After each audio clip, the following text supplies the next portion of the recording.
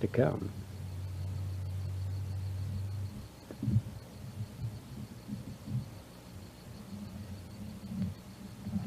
Did you know, for example, that some of our distant tribal relatives had slightly reptilian traits? And some even shed their skins yearly? Well, a throwback to this particular species showed up in 1850 when Mr. Bushirk of Missouri began shedding his skin every year. The Scientific American in the 1900s described his shedding process was very much like the action of a snake's shedding its skin. And did you hear about the Porcupine Man? In the 1800s, there were several members of the well-publicized Lambert family who had greenish quills, very much like a porcupine. And this phenomena had showed up for 6 generations in this family. It was probably a carryover from some distant tribal line that used such quills for added protection in their particular environment at that time.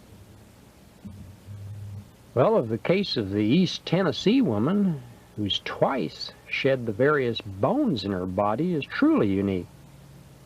The bones split into small pieces and then came to the surface where they were expelled. And these bones are immediately replaced by new bones inside the flesh. And the exit points are quickly healed over with only tiny scars. And this was noted in the Scientific American in 1891. We've mentioned persons with luminous eyes, and there are persons, though, with luminous body parts that have popped up from time to time and have been written up into the scientific journals. In 1935, a Scientific American described Anna Monaro, who would occasionally have an area around her heart light up for a short time. And in an earlier Scientific American issue, they had a case of a woman whose toe remained luminous for 3/4 of an hour, no matter what she did to quench it or stop it. Might add here that the eyes are extremely powerful and send out photon energy, soft particle electron energy, that's able to take non-material atoms at a distance and rearrange them into material atoms. This is what Jesus was doing when he was turning the water into wine. And we do have information on this in other segments. Well, these girls are pinheads, and they work at the circus. And pinheads have smaller than normal brain capacities, and they normally aren't too intelligent. There are exceptions, of course. They usually do all right at the circus, make livings at least. And here are 3 pinheads and 2 dwarfs, early entertainers from the circus in the 30s.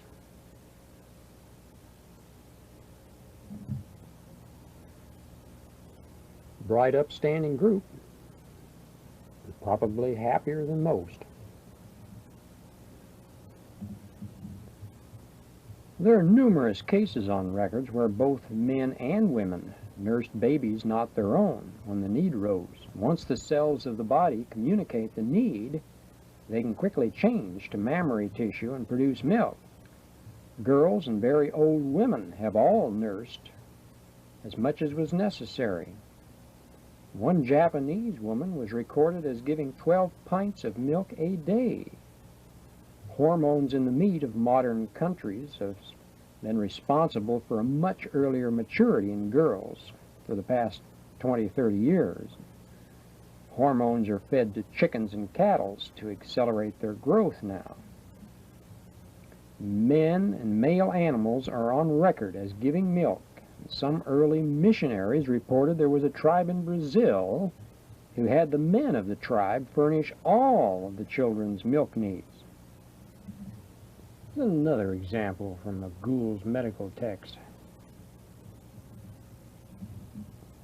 Contortionists have long been associated with the circus.